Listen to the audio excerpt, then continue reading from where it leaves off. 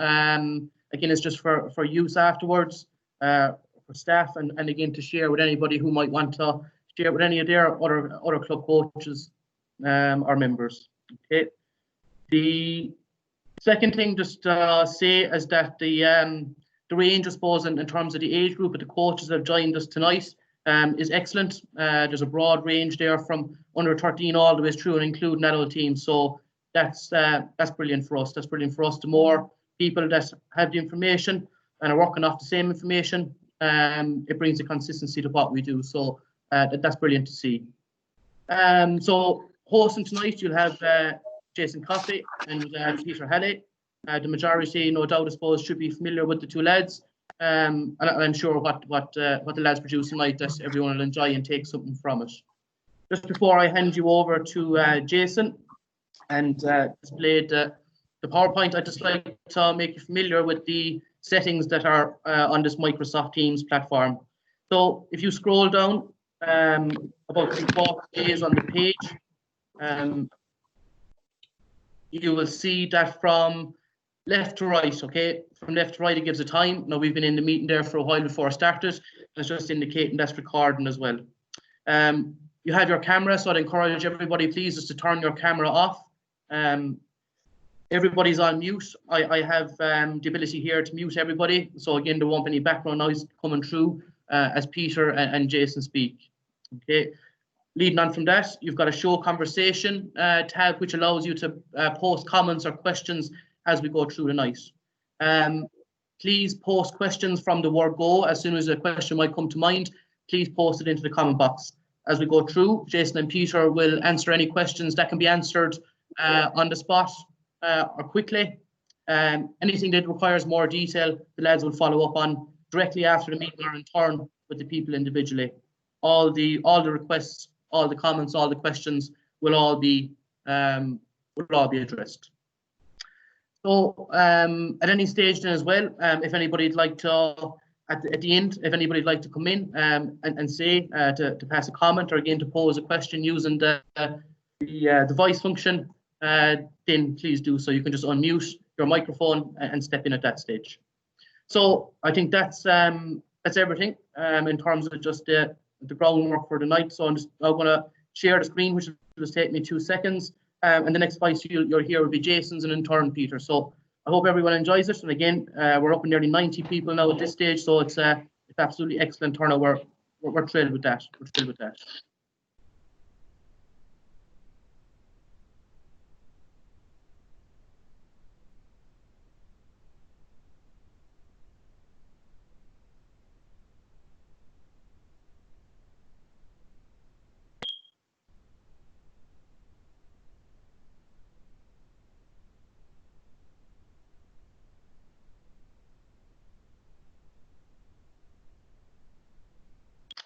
Okay, so Jason, I believe so that you will be kicking in at this stage. I'll hand it over to you. Yeah, thanks, Mike. Thanks for the introduction. Good evening, folks. Just again, just re-emphasize what Mike said. It's fantastic to see such a big attendance in front of us. Like any workshop we've held in the area of athletic development in the last 12 months, there's been a huge uptake in it, which is fantastic to see. Tonight's workshop, as you can see from the title there, is going to be part one of a 2-part series. There's a huge amount of content to get through. So myself and Peter have had discussions and we've decided that a 2-part series would be best. Now, if you can't make part 2, not to worry, we will be recording it and we will have the power to send it out to you via email. But just to make you aware of that, I suppose the reason this workshop came about originally was staff from all over Leinster came together and put together this workshop. And a number of similar workshops that most of you actually on the call have attended in terms of our resistance training, our GA15 injury prevention, and our prep to perform. Myself and Peter currently in-house are working on a fitness testing module and workshop for our club coaches. And hopefully, look, when we get back on the pitch, whenever that may be, we can invite you all in and run through that. Just a little bit about myself. So again, I suppose my role as a GDA within Laois at the moment currently is to support my clubs and also lead the athletic development within our clubs and within our schools and within our academy squads. A challenging role, but a hugely enjoyable role. And again, a big part of it is educating the coaches and sharing content like this, because with ever evolving, the way the GA is ever evolving, again, us as coaches, we evolve with it. So again, tonight is just going to touch on a little bit of that. I'm going to invite Peter in there now just to say hello to everyone, and we'll get cracking on. Thanks, Jason, very much. Folks, you're all very welcome, and thanks again for taking the time to join us. Look, I'm in Laois a couple of years now. I was in Wexford before that. I have an S&C background as well. I went to college in IT Carlow, studied the GA course there, and I've been as a GDA for the last few years, and I've been with a couple of teams as well. So my current role with Laois is coach education. That's sort of the project that I'm leading. So we have a lot of work to do in Laois on that.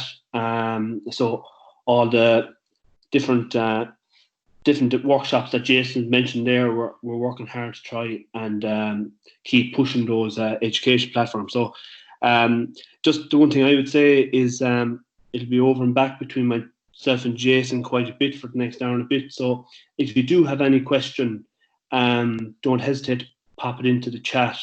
There's no guarantee that we'll be able to answer them all, but we'll endeavour to get you an answer, either through phone call or email. So we'll just get started just with the outcomes for tonight's webinar. So Mike, if you can move it on there, please. Yeah, just 2 seconds there now.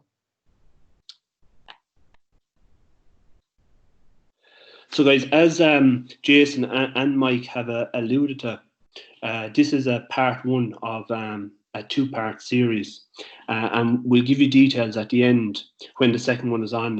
It's on next week, but we'll give you details of that. But tonight we've broken the PowerPoint down into three main parts. The first one, we're going to look at the physical demands of hurling and football.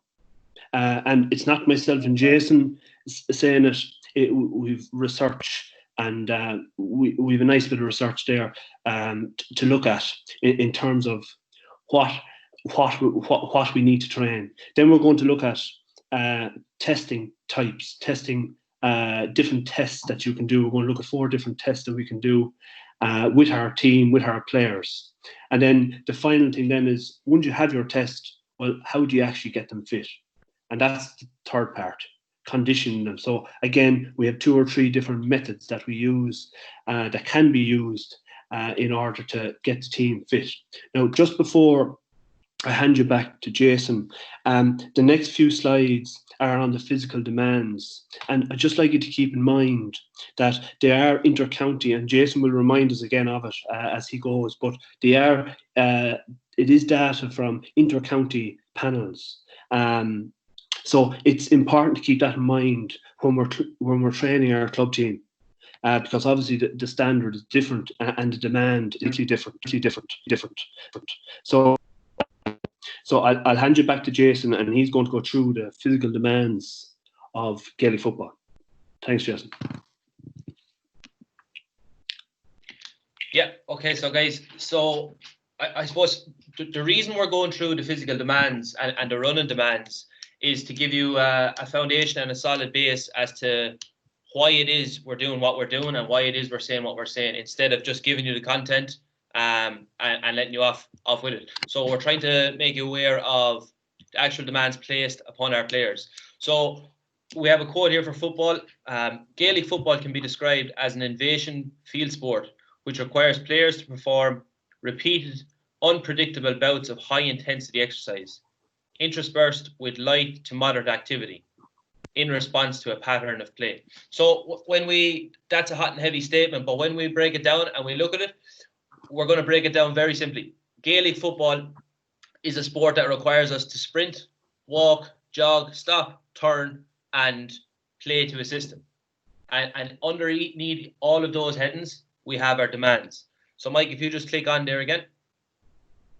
So our first graph here to the left, guys, I just want you to focus in on that for a couple of seconds, and then I'm going to talk through it. And our first graph there tells us the comparison of positional total distance. So we've broken it down, full back, half back, midfield, half forward, and full forward from left to right on that graph. And we can see from that graph that there's a disparity between midfielders, full back and full forward line. And there's also a disparity between midfielders, half back and half forward line, but not as much. Now, what this is telling us is the complete and total distance covered by an inter-county teams. This data, just to make you aware, to the best of my knowledge, is coming from the Kildare, Monaghan and Dublin senior footballers. Okay, so Mike, if you move on to the next slide, or the next, yeah, there you go. Okay, so we have the graph to the left. We can see that midfielders, half-backs and half-forwards cover more distance, which we probably knew anyway, okay? Given the way the tactics and the way football has gone the last couple of years, there's a high demand on the middle tree sector. And you'll see me referring to the middle tree sector a couple of times in this presentation. So again, moving our focus to the graph on the right. Again, just take a couple of seconds, have a look at that. And we can see from that graph, if we just go straight to walking at 42.9%, what this is a percentage of that total distance on the graph to the left. So to put that in context, out of that midfielder's 9,280 meters he covered in a game, 42.9% of it was actually walking. 17% of the game he was stood still. 12% of the game he was backpedaling or shuffling. 18.9% of the game he was jogging. And then the top two are the two that we're going to zone in on, particularly tonight, and focus on. Running, high-speed running, and game-related activities. And the reason that we're going to focus on those is if you think now back to a game and you think about the key moments within that game, the key moments where the defender won a breaking ball, where the defender lost his marker, where the defender or the attacker took on his defender and scored a goal. Those key moments are predominantly where we see high speed and very high speed running, which we will touch on very soon. But for us to have those key moments within that game, we need a strong base. And that base is provided by the four underneath us. Okay, Mike, you can move on there.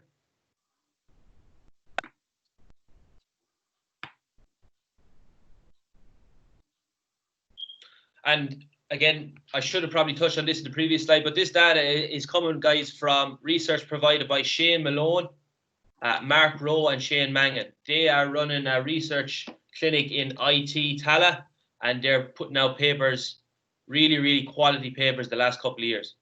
So again, we can see here the graph to the left. We've got our positional breakdown. We've got full back right up to full forward. Now I want to draw your attention to the purple or the blue, the total high speed running. That's what HSR stands for. And these papers quantified high speed running as anything above 17 kilometers per hour, which is pretty fast.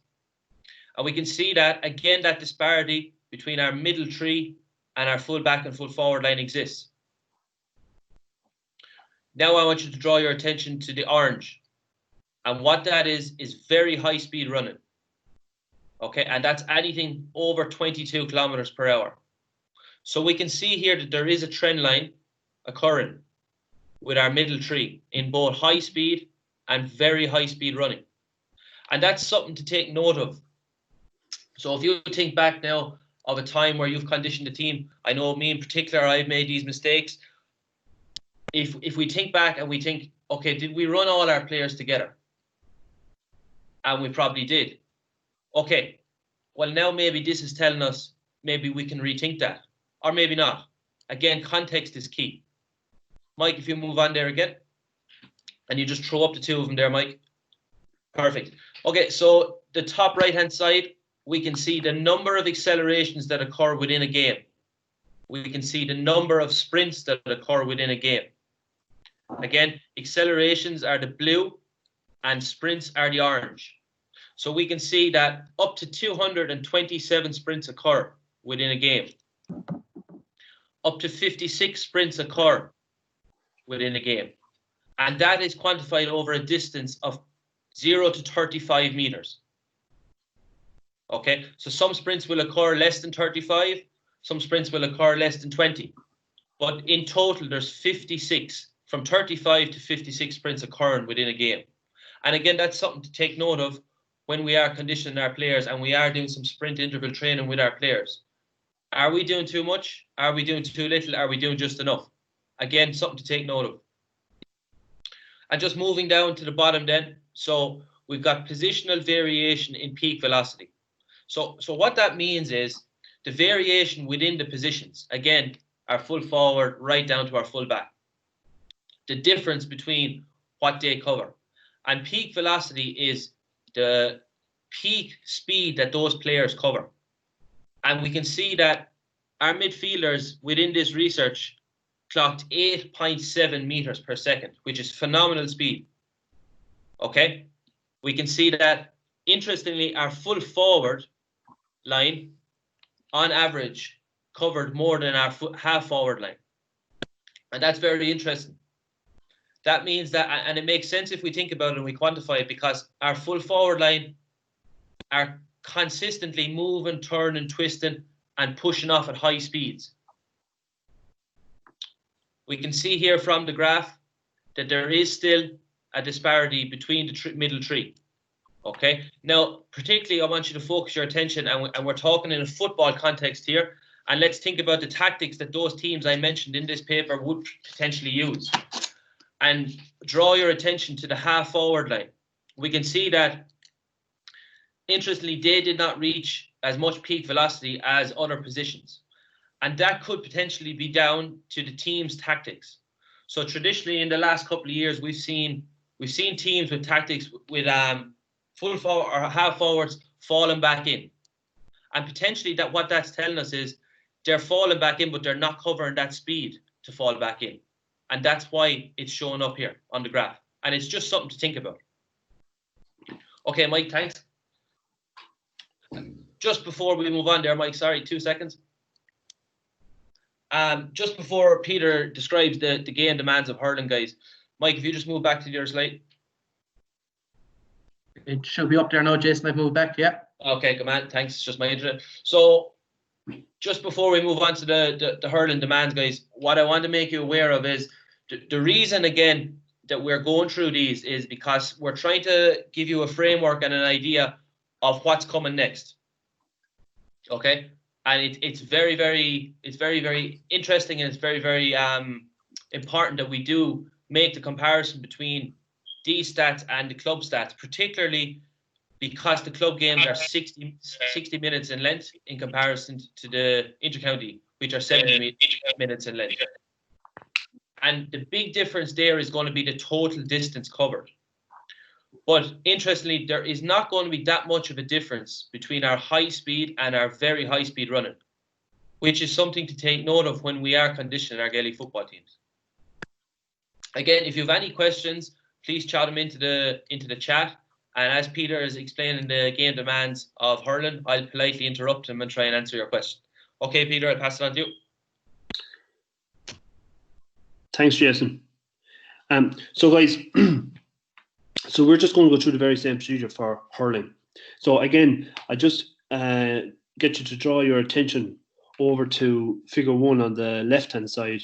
And just similar to the football, we're looking at the positions, the 5 different positions, and the total distance covered. So I'll just give you a couple of seconds on that one before we have a quick chat on it. Now, guys, it's important just again to say that the hurling data came from Damien Young and gathered the hurling data from the Tipperary senior hurlers over a period of a number of games. So again, we can see that there's a disparity there between the 3 middle positions and the full back and full forward line. And we'll compare hurling and football. Jason will do that there in a few minutes now. But the total distances are slightly less than football. The game is different. The ball does more work. The ball travels faster, travels further. So there's many reasons for that. But again, the 3 middle positions seem to cover more of a distance in total than the other two. Okay, and then if you just look to the right, what we're looking at here is we're looking at high speed running, and we're looking at speed distance. Okay, so again, I'll just give you another couple of minutes on that, or another couple of seconds.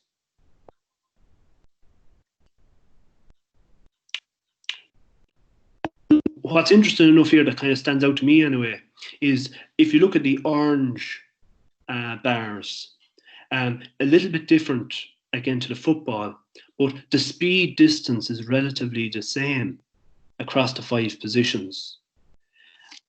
So that might be an indication with our own club team or your team that you're coaching and training, that we might be able to actually do our speed training and our distances with the whole team, because there doesn't seem to be that much of a disparity between the 5 positions.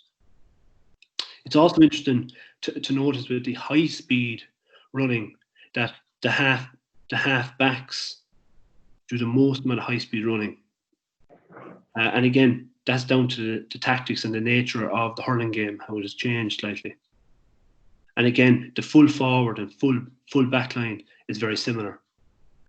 Now, guys, in the research it came up that on average there's 22 sprints in a game of hurling at this level, and the average distance is 19 meters. And just an important point before we move on, it's important that the 19 meters is an average, so that goes from 0 to about 35 meters. So when we're programming our sprints, that we vary the distance, and also that we don't always go from a standing start position, that we go into a rolling start, jog into that sprint, not just a standing start all the time. And the next slide, Mike, if you can move on, please. And again, this is interesting enough, and we had a lot of conversation with myself and Jason around this particular slide. But this again is showing the sprinting nature of the hurling game, again broken into 3. So again, I just draw your attention to the left-hand side, which is the half back line. So I suppose the question is, what do we notice? So I suppose a couple of simple things and obvious things maybe. The sprint distances are all different, if you notice them. Some are straight, some are curvature. Okay, they're either going away from goal or they're going to goal. As Jason said to me today, there's very few going to the sideline and back in. And the other thing that's interesting is there's no what we call, myself and Jason will call it today, a repeat sprint. What do I mean by that? Where you sprint, you turn, and you sprint back the way you came. Now, we're not saying that possibly it never happens, but it doesn't seem to happen as often maybe as we think, possibly. And I just get you to have a look at the midfield and half forward line. And is there anything you notice maybe a little bit different to the half back line? I'll just give you a couple of seconds on that.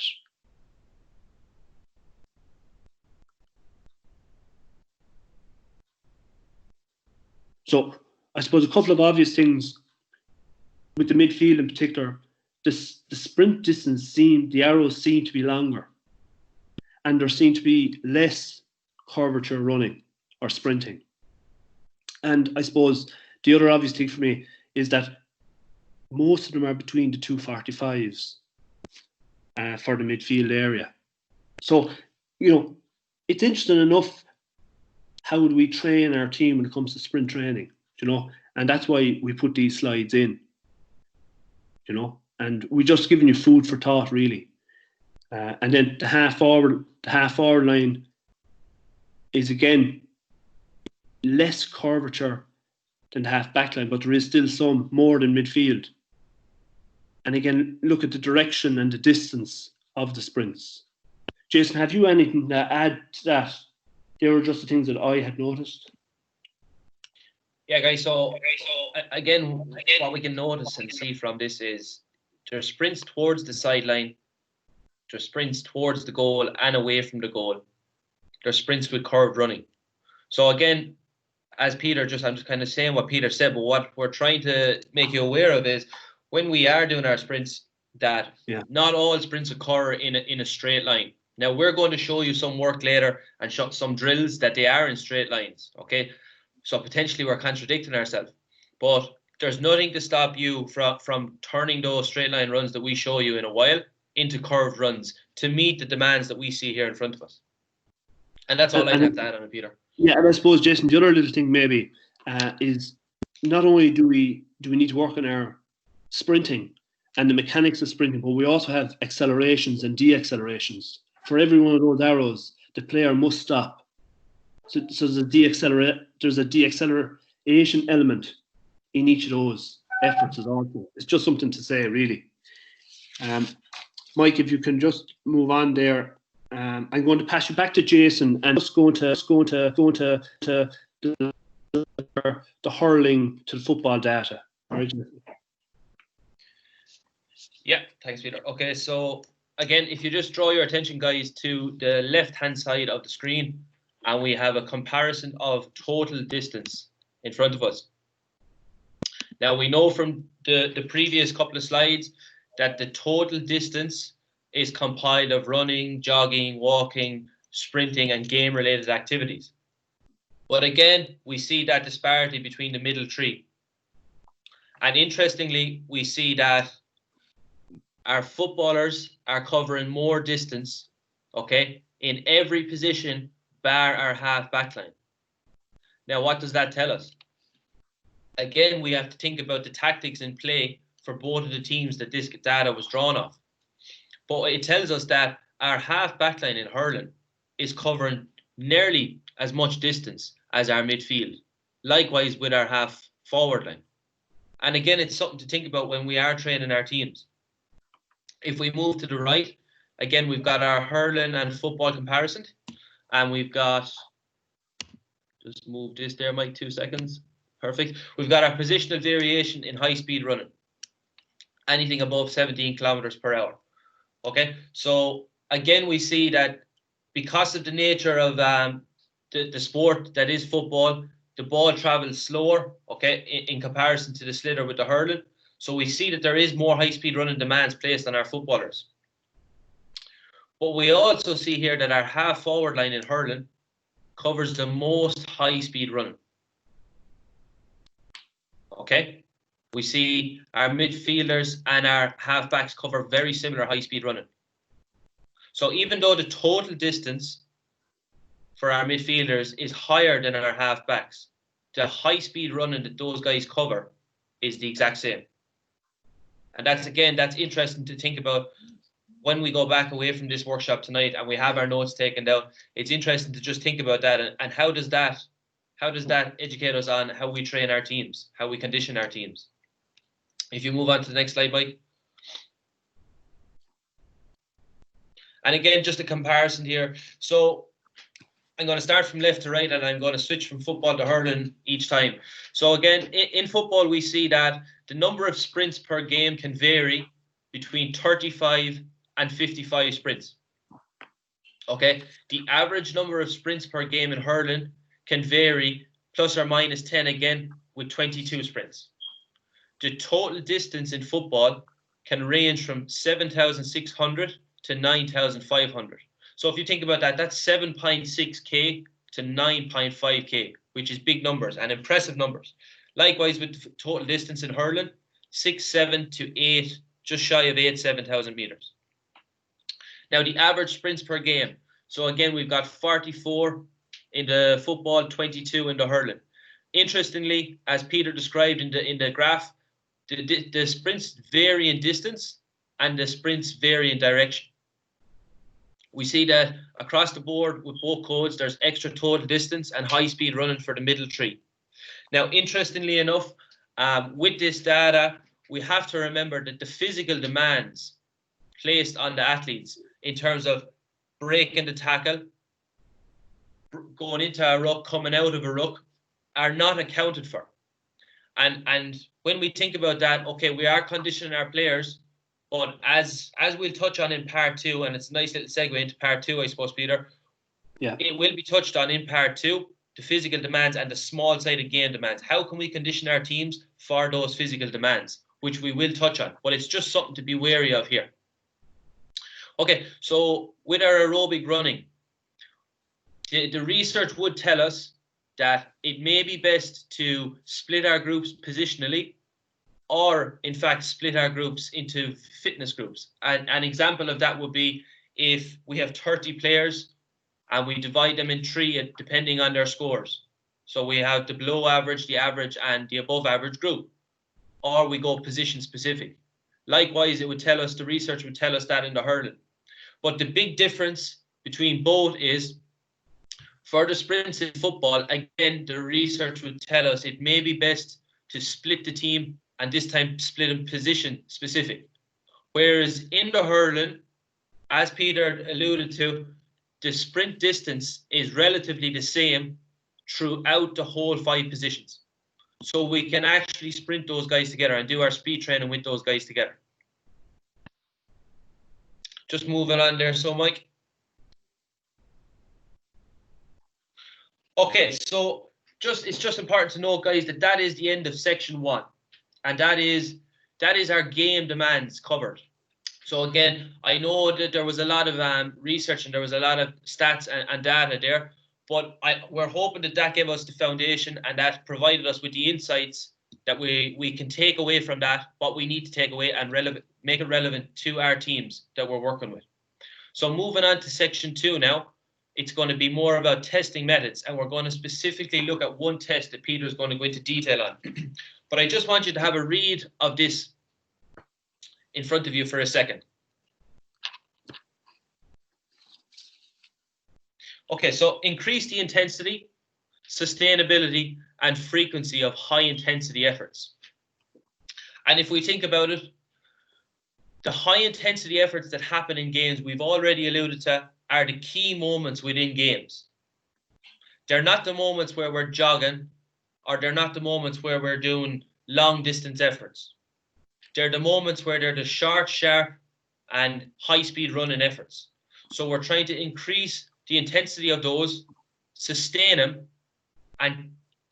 over a long period of time. Okay, Mike? Okay, so Peter, I'm going to pass it over to you here. Thanks, Jason. So, guys, what we're going to do for the next slide really is just going to look at some testing methods. Now that we know, or not 100% know, but we have a really good indication of distance travelled by players. We can get that from that. Our speed, the number of them, the distance of them. So now that we know that information, we can go and we need to carry out a test to know where our players are currently at, our fitness, because we need to know, does our program, our intervention that we're going to look at in part 3, does that actually work? The only way to find out does that work really is to test, or it's certainly one of the ways. So Mike, could you just move on to the next slide, please? So guys, we're actually going to just very briefly touch on 4 tests that could be done. And just a couple of basic points around testing. So the first one there, and as Jason has said, we're going to focus on the time trial, which is 1.2 kilometre to 2 kilometre time trial. We're going to look at that in fair detail in the next couple of slides, but that's certainly one test. The Bronco test is another. And then you have an intermittent type test, which is your yo-yo intermittent recovery test. And it's just, I suppose, important to note that there's 2 levels on that particular test. There's a level 1 and a level 2. And then you also have the 30-15 test, which is a modification, if you like, of the yo-yo test. So I suppose the first thing for me anyway, from when I test, the one thing that I try and maintain is a good standard between my tests. So what do I mean by that? That if I test indoor, well then I'm going to try and test in the same indoor my second time round. And it's important, like some clubs, some coaches don't have the facilities to test inside, so you have to do your test outside. But we have to take into consideration then the wind, the underfoot conditions. So, for example, you may do a test in January, February. The ground is heavier, it's wetter, not as much grass on the sod. And then you may test again, maybe second test, third test in May or June. And you can see that the conditions will be different. So it's important that we just start to remember those things maybe. You know, they seem maybe very simple, but it's important that we try and keep a standard to our tests so that when we're comparing one batch of test results to another, it's more like for like. Okay, but as I say, we're going to focus on the time trial. And the last thing to say, Mick, before we move on to the next slide is we have resources done out for the other 3 tests, the protocols on how to run them. So they'll be sent to you by Mike there tomorrow or whenever he gets to that. But we're going to focus on the time trial, as I say. So Mike, if you'd like to move on there, please. Okay, so just before we talk about the time trial, part 3 is going to start looking at the conditioning strategies that we can use. So as I say, we know our demands, we have our team tested, so how do we ultimately try and get them fit? That's really what we're trying to answer. So there's different ways. There's small-sided games. There's a sort of a mixed approach between small-sided games and interval running. Then you have your endurance training, and then you have interval training. So tonight, as part 1 webinar, we're really going to focus on the interval training. And we're going to look at mass runs, mass training, and we're also going to look at tempo. And that's really what part 3 of tonight is about. These 2 here, the mass and the tempo. The part 2, we'll be looking at the small-sided games and the mixed approach. Now, it's important to say, myself and Jason had a good conversation on this today, that we realise, looking at the attendance so far in the last number of days, we have a random set of coaches in the call, which is great. We have coaches possibly under 11, under 13, under 15 level, and then we have our senior coaches, our 17, our under 20 coaches in hurling football. So it's important to say at this point that tonight, the interval training, we're really focusing on the senior end of your club, from minor, under 17 up to senior. And for those who are working with our youth player, part 2 will have huge benefit for you, where we're looking at the small side of games where there's a ball included. And I suppose myself and Jason will promote that a ball be used when we're doing as much fitness work as possible with the youth and the adult, but with the youth in particular. So, Mike, I'll just ask you there to move on again, please. Okay, so folks, so this is the kind of the fitness testing for the time trial. So I'll just give this a quick read. So performing a running time trial that a player will complete in somewhere between 4 to 6 minutes. So we need a player to be running 4 to 6 minutes in order to get a good gauge of them. So what we're recommending as an example would be a 1200 to 1400 meter test. Now, it's important to say it's a maximal effort test. And that's very, very important because we want to know their true value, their true score. So it's also important to say that it can, what does your 1200 meter test look like? It can be 100 meter up and down the field. It can be an oval. It can be a square. It can be whatever shape you'd like. But it's important that you use your measuring wheel. And I don't know, has anyone else in the call fallen into the trap? But I certainly have, where 21 to 21, we can't assume is 100 meters. In one pitch, in our own pitch at home, in my own home club, it's 112 meters from 21 to 21. So let's not assume, because we want to get the test right. So get your meter wheel and measure it out for yourself. Okay. So you get all the players doing their maximum effort. You record each player's time, minutes and seconds, and you convert it to seconds. So this is just an example for tonight. A player completes the 1200 meter run in 4 minutes 20. You can hear me okay, Jason, yeah? And Peter, yeah. Yeah. Yeah. So, All right. so then what we're really looking for here is we're looking for the meters per second of that player. So what we need to do is we need to get the distance, and we need to turn it into seconds, which is 260, and divide it into the distance. And what we come up with is a mass score. And as you can see there, it's 4.6 meters per second. So what is that telling us? Very simple. Every second will come 4.6 meters. Now, so what we're looking for here then is the above example would mean that this person's 100% mass is 4.6 meters per second. And if we got them to run for 10 seconds in our program, they'd be covering 46 meters for that particular player. So before we move on, in essence, what we're suggesting is that you can actually group your players according to their time of their test. You can group them according to their fitness levels. So you can have 46 meters, and we'll look at that as we go. Okay. But it's important that we use our meter wheel and we get our standard of our test as accurate as we can. Okay. So if you'd just like to move on there again, Mike. And just, this is a resource that we're going to share with you through email. And the numbers are small, I know, but we can see it. And what it is the calculation that I've just gone through. We can do that automatically in Excel. And that's what we're going to send you out. So I just get you to focus on, and it's not great with my Wi-Fi at the moment, but if you just focus on the yellow line above, and my Wi-Fi, yes, yeah. So what we have is we have a player there who covers 5 minutes, 15 seconds. He covers 1,200 meters. The Excel sheet will convert that for you into seconds, and I think that reads 315, it does. So his meters per second is 3.8 meters per second.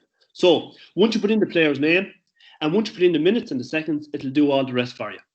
That's the point of this particular slide. And we'll send it out to you. Okay? And you also have the speed at which he covered. Okay? So it's just a handy way of getting your times, your players, as quickly as possible. Okay, Mike? So what I'm going to do now is I'm going to hand you back to Jason. He's going to look at the next 2 to 3 slides on maximum aerobic speed. Thanks, Jason. Yeah, okay, so what is maximum aerobic speed? So again, it's a test to design the minimum speed that elicits VO2 max. So again, what does that mean? It's a test to design to find out the fastest speed our players cover in an aerobic base, okay, with oxygen. Okay, so the amount of time spent at or above 100% maximum speed appears to be the critical factor in improving our players' performance.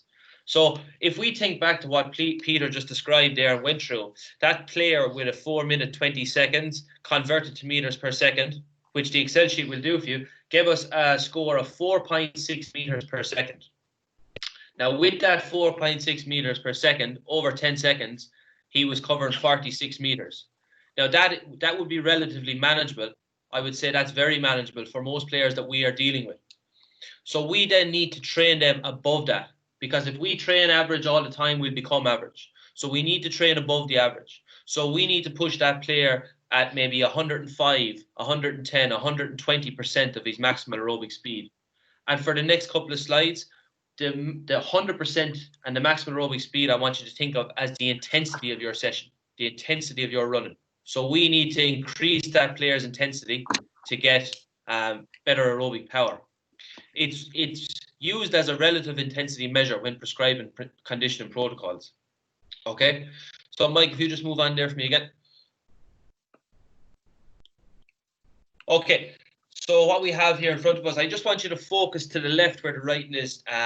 First sentence says players are grouped. So maximum aerobic speed. So again, with this, and the beauty of this is, and some of the advantages are, our players can be grouped. Okay, so we've all been in the scenario, myself included. I had a long off season there a year or two ago, and I came back and I was way off the pace against the players I was running it. And for me as a player, it nearly demotivated me to see how far away I was. So with this system, I could have been grouped with players at my fitness level. Okay, I wouldn't call it a fitness level, and it would also challenge the players who are at that level or above me, because they're with those players. So we can see that it has its benefits. Now we'll speak about maybe some disadvantages of it soon, but it definitely has its benefits. As a coach, if we look at that diagram and we look at the 4 cones, the coach can be standing at the front of those cones, observing his players, observing who's working hard, who's chatting, who's messing, and easily distinguish the players. And again, that is another really, really quality system, because as we know, anyone that has done conditioning with our players, there can be a certain element of players hiding, or players just doing the bare minimum when we group or run them all together. I don't know about you, Peter, but I have definitely experienced that in the past. Yeah, I have to say, yeah. It's the real good thing, and I suppose the biggest advantage with our maximum aerobic speed training in comparison to what we're going to go through maybe later in tempos is it's so time efficient.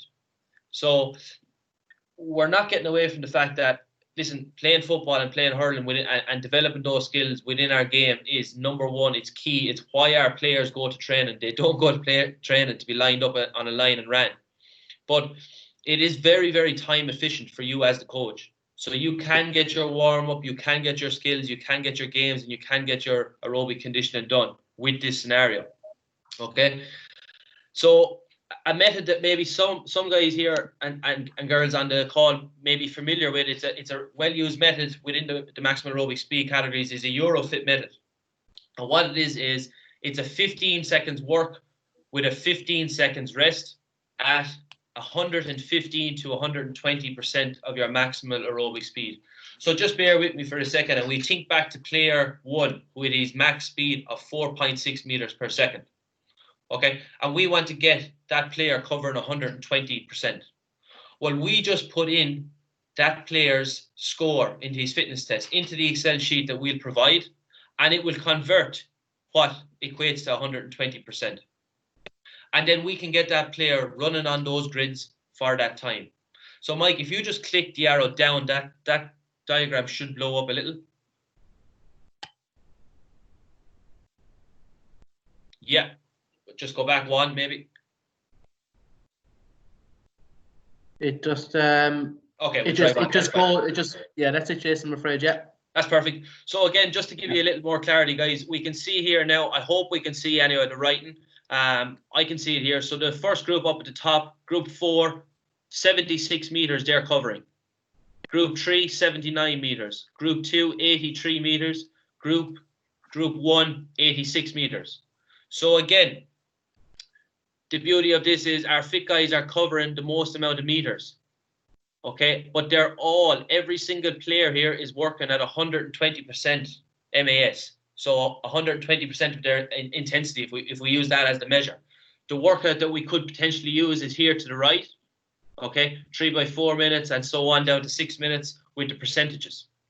Now, that's the advantages. So again, myself and Peter had a good discussion on this.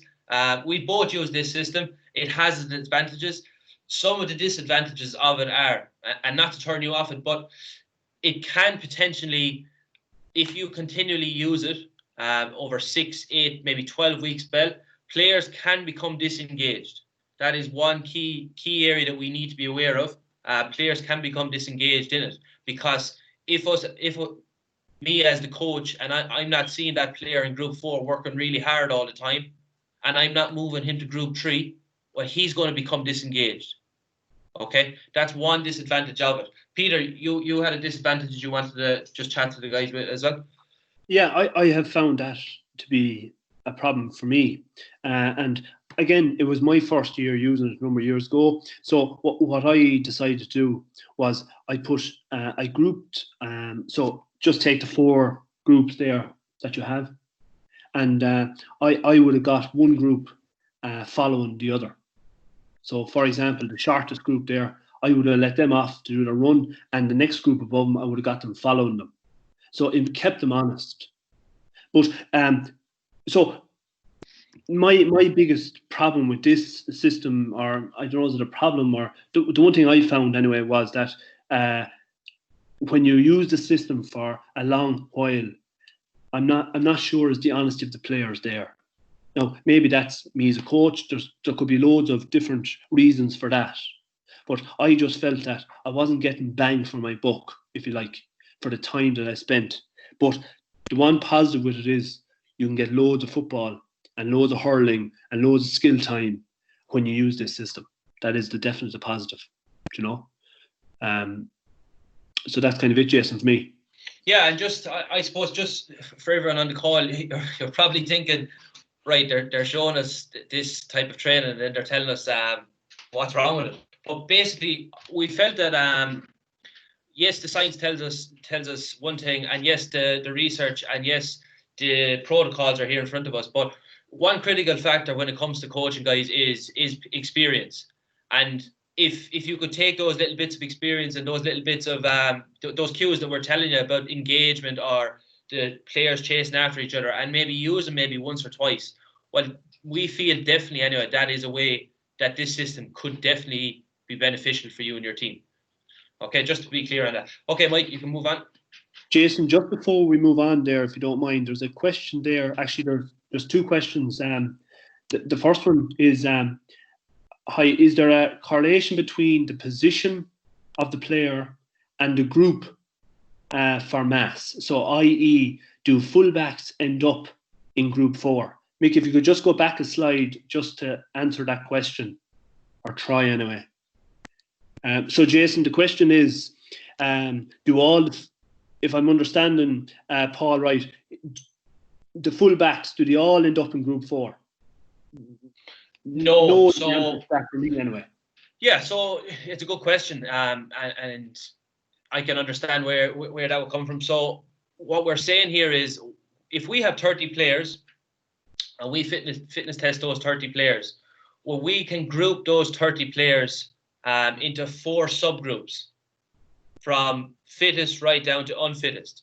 And our unfittest group would potentially then go into group 4, not just our full backs. So it's important that we disassociate that link that we spoke about in the game demands, and we associate it with the fitness position specific. Now, I think there was another question there. I'll get it here. John is asking, what do the numbers on the top right mean? So the reps and sets, Jason. Oh, okay. So 3x4 at 120. So 3 sets by 4 minutes working at 120% MAS. Yeah. So you would do it 4 times rest, 4 times rest, 4 times rest, which would equate to 3 sets. I just hope that clears that up. Yeah. Okay. And another comment came in here, but I think it's the very same thing. Could you clarify what 3x4 minutes means? So I hope we've answered those 2 questions there. Come back if you need more clarity. Thanks, Mike. You can move on again. Perfect. Yeah. Okay, so guys, what we're going to do now is we're going to go through. If we think back to the slide on the categories of training that we had, we're going to now delve into a little bit of interval methods. So we spoke about MAS training. Now we're going to speak about some interval methods that we can use. Okay, and at this point, I'm just going to pass you on to Peter.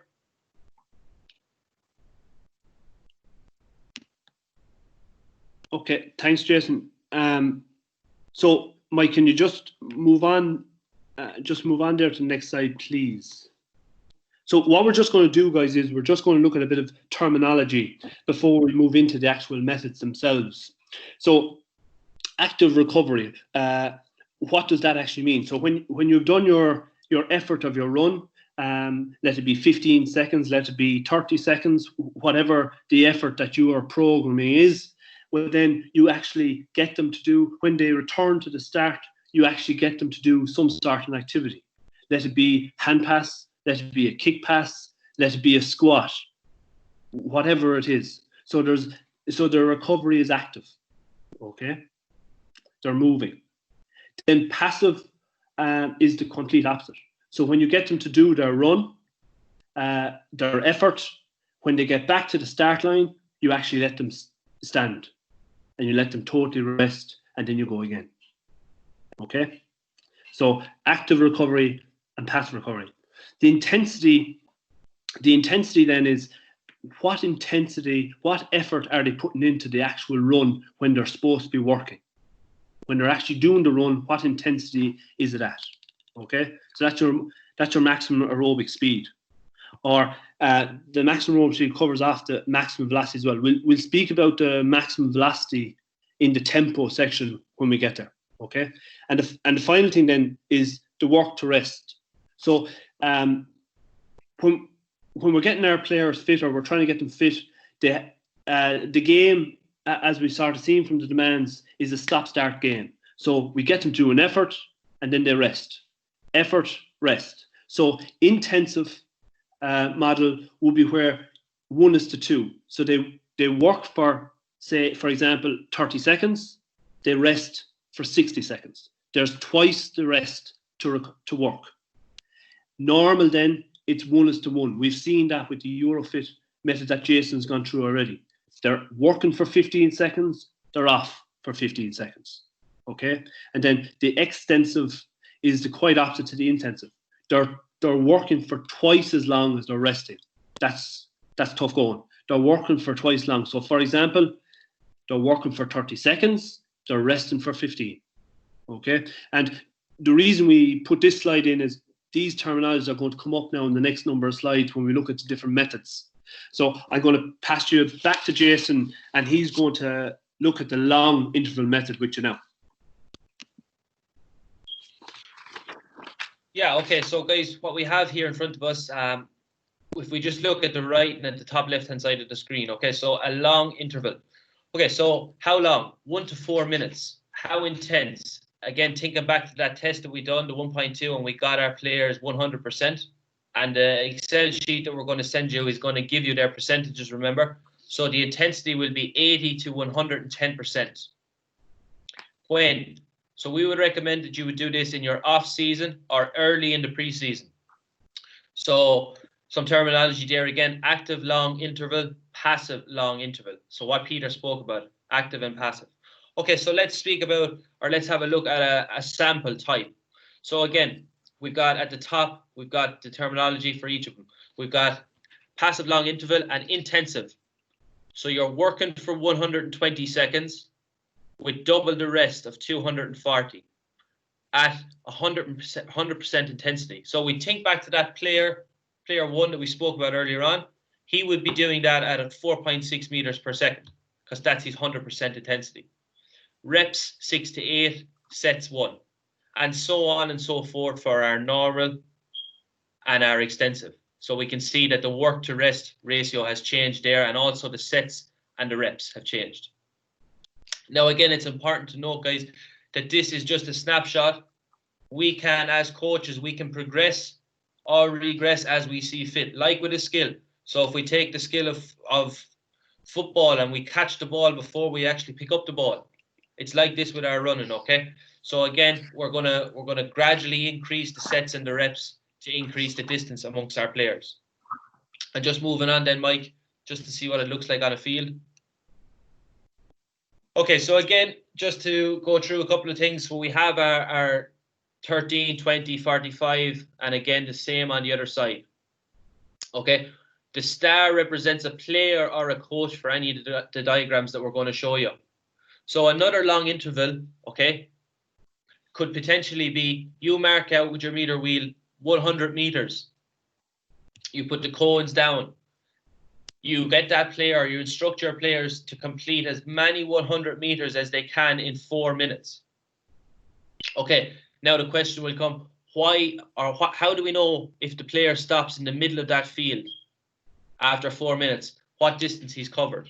Well, a little trick that you can use as a coach is you can put a cone every 10 meters along that 100 meters to give you a better idea of the total distance that player can cover in his long interval.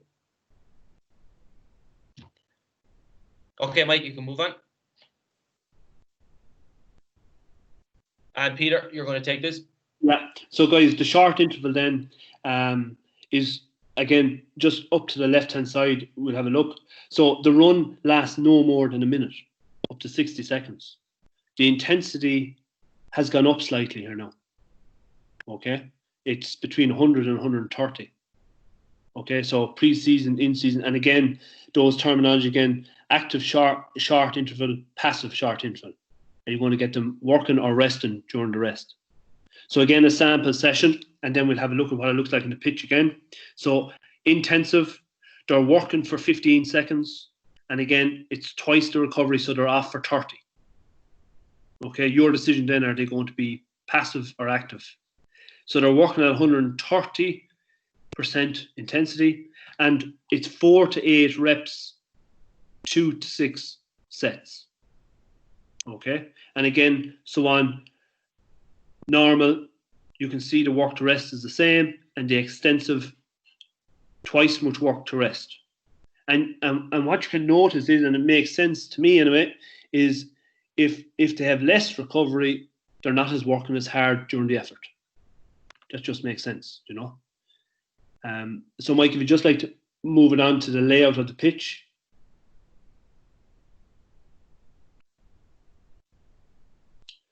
So guys, here's a short interval setup here. So again, the stars represents the coach of the players. Again, you could have 3 groups. A little bit different to the long interval, they're way shorter. Okay, so you're working on the work to rest. In this particular example, reps and sets, not hugely important this one, but we're working for 15 and we're resting for 15. So they're starting on the end line where the stars are, and for 15 seconds they must get that distance. They rest for 15 and they're back again. Okay. Okay, Jason, on that. So Mike, if you'd just like to move on again. So okay. Yeah, go ahead, Jason. Yeah, okay. So again, Peter, feel free to jump in here. Yeah.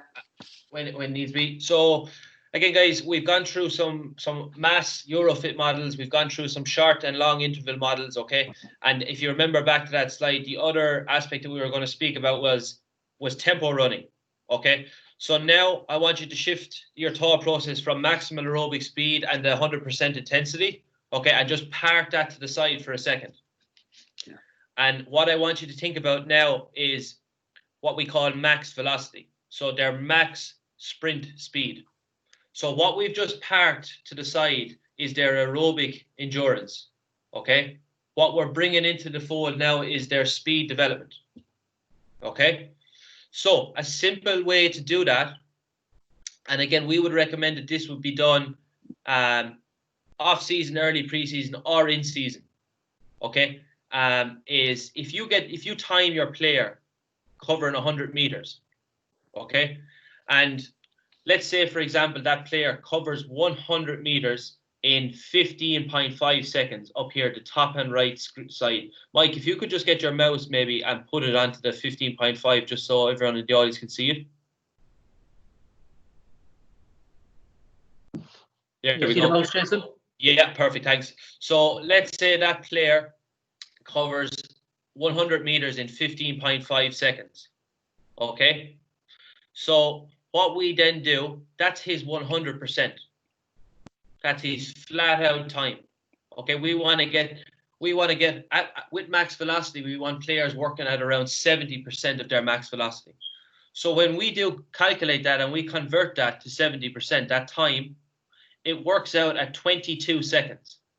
So then if you bring your attention to the 15th of January across from left to right, we have our session 1, we have our sets 3, our reps 4, our distance is going to be 100 meter shuttles.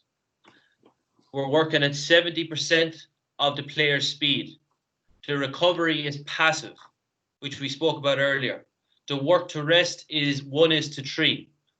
So the next box then shows us that the player is going to cover 100 meters in 22 seconds and then going to get 66 seconds rest, 1:3. RBS stands for rest between sets. So we do a set and then we give the player full recovery of 120 seconds. When we add up those meters, 3 by 4, 3 sets by 4 reps at 100 meters is going to equate to 1,200 meters.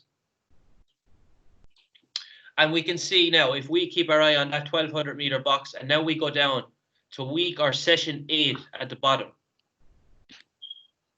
we can see that we can gradually progress that player no more than 10% each week, right up to 3,500 meters, 3,375 to be specific.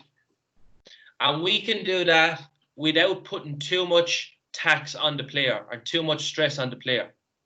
And the reason that we felt it was important to show you this method was, with tempos, we can not only work on speed development, we can work on our speed technique, which from my experience dealing with players, both intercounty and club and with schools, is it's something that we definitely need to work on.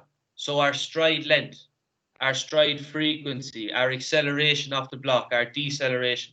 And this system here is another method we felt very important to show you guys on the call tonight. And this is a system that we would use potentially with our teams as well as MAS.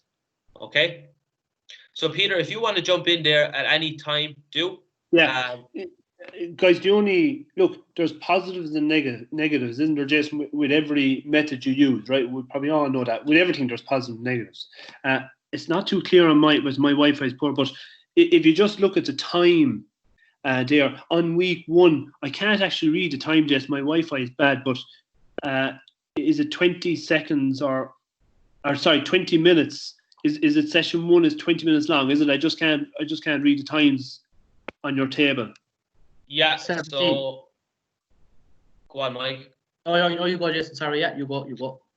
Yeah, so again, mine is not that clear either. Apologies for this, guys, but effectively, week 1 might be 12 to 15 minutes, okay? And week 8, this is the downside. Yeah. I think this is what you're going to say, Peter. Yeah, the downside of this method would be that by the time you get to week 8, we can see it there now, thankfully, it would take 45 minutes. And that is a huge bulk of your coaching time. So again, we're going to, like the MAS, we gave you the system, we gave you the advantages, and we made you aware of the disadvantages. And it's very, very similar with the tempos. So again, I suppose it comes down to methods are many and principles are few. You know, methods may change, but the principles of it rarely do. So what we're trying to do here is show you as many methods as possible, but sticking to the principles that we're trying to get our players fit in a game-based scenario with the ball as much as possible. And it's just something to be very wary of. Okay, Mike, you can move on. So again, yeah, just a diagram of what this might potentially look like on a field. So again, you've probably gauged by now that myself and Peter love programming 100s and 200s. Okay, so again, the star is the player. Player sprints, or player at 70% of his speed goes 100 meters and comes back around, goes 100 meters, okay? And he repeats that 2 sets by 5 reps, okay? Work to rest there is 1:3. Working for 22 seconds, which is very, very doable for most, I'd say, nearly every player that we would deal with. 22 seconds, 100-meter time is very, very doable. So that's what I'm saying about us focusing on maybe getting the speed mechanics right. Is their head up? Is their chest out? Have they got a good arm swing? Have they got a good knee drive? Little facets of the player's technical and athletic ability that we potentially might not get to look at using other systems. Anything to add there, Peter, before we move on? No, I actually don't. No, that you have it all covered. Yeah, okay, so I'll just wait for that slide to pop up there. Mike, you might just let me know if that reference slide is up now for everyone. Yeah, it is. It's up for me anyway, Jason. Yeah, I should again just that slight, I'd say 10-second delay. You should see it now, I would think. Perfect. Thanks very much. Okay, so guys, we're going to leave this here for a couple of minutes. If you want to jot down any of the references.